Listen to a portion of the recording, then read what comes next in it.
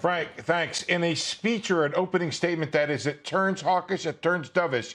The Fed chair says continued economic strength could warrant further tightening of monetary policy. Inflation, he says, is still too high.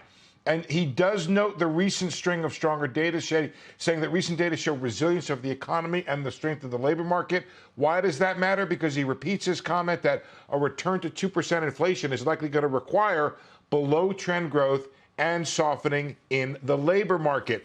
But before you think it's all hawkish, it is not. He goes on to cite risks of doing too little or doing too much with policy. He notes the stance of policy is restrictive, and it has helped to this point to bring down inflation and to reduce growth. He says because the Fed hiked rates so quickly, there may still be meaningful tightening in the pipeline.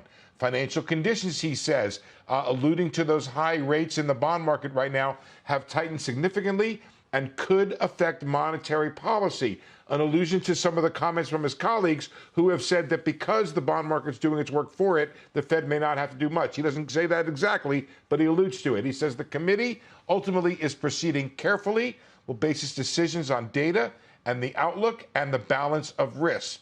A little bit more on the economy. He says the data does show progress towards the Fed's goals of maximum employment and stable prices. He says the decline in inflation over the summer was a, quote, very favorable development.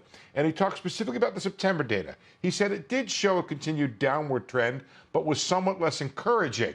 Short-term measures of core inflation, he says, are now running below 3%. But he warns you, a few months of good data are only the beginning of the Fed getting enough confidence to come off of the rates that it has now. He said you can't know how long these low readings in inflation will persist. While conditions remain tight in the labor market, it is gradually cooling. He cites the decline in job openings, the reduction in the quits, and also the decline in the wage premium for job changers. Finally, he notes that geopolitical tensions are highly elevated and pose a risk to the global economy, calling the attacks on Israel horrifying. So, Frank, there you go. A little bit of something for everybody in there. I think ultimately what you walk away with is this idea of the committee is going to proceed carefully here, and it is going to take into account all of the data that's coming in, and there is no decision yet on what the next move is from the Fed. You know, Steve, I know you're saying that's what you walk away with, but give us a sense. You've read the prepared remarks. In your mind, does it lean more dovish or hawkish? I think it leans very neutral with an eye towards, what was it? Who was it? Clint Eastwood would sleep with his eye open with the gun under his pillow. I kind of think that's the way Powell's sleeping these days, and I think his eye is open for any inflation. But there is a bit of a warning here. If you take just those two comments, the economy is running strong, and you're going to need a period of below-trend growth to bring inflation down.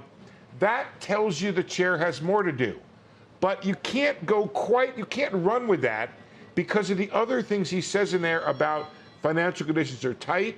There's additional tightening coming from the rate hikes it already had. And plus, you also have this issue of geopolitical tensions, which he's really mentioned for the first time here. So I do think, look, here's what I thought going in. I thought the chair was going to take the time that the market was giving him to make up his mind. And by that, I mean, when you look at the probabilities, and I'll look at them in just a second, that showed the market did not really expect a rate hike at all, but to the extent it did, it was beginning to sort of go 50-50 for January. Got it. And in that there's no pressing need for the Fed to act or decide right now, I thought the chair was going to take the time the market was giving him. He's taking it, but saying, you know what, you're on notice. If we don't get the slowing, I may have to do more.